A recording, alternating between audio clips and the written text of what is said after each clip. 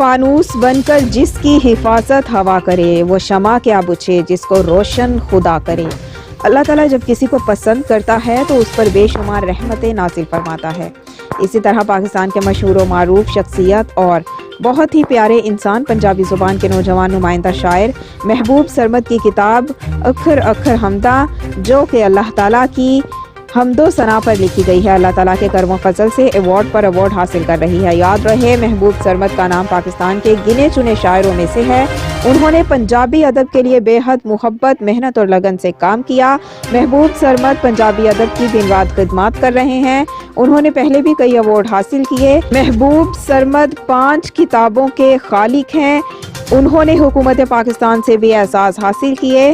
محبوب سرمد کی کتاب اکھر اکھر حمداں نے 4تھا ایوارڈ حاصل کر لیا۔ ہم نہایت ہی نیک دل، خوبصورت انسان، پنجابی زبان کے نوجوان شاعر، استادوں کے استاد محبوب سرمد کو میر پنجابی میلہ 2020 لاہور سے علی ارشد میر ایوارڈ حاصل کرنے پر دل کی اتاہ گہرائیوں سے مبارکباد پیش کرتے ہیں۔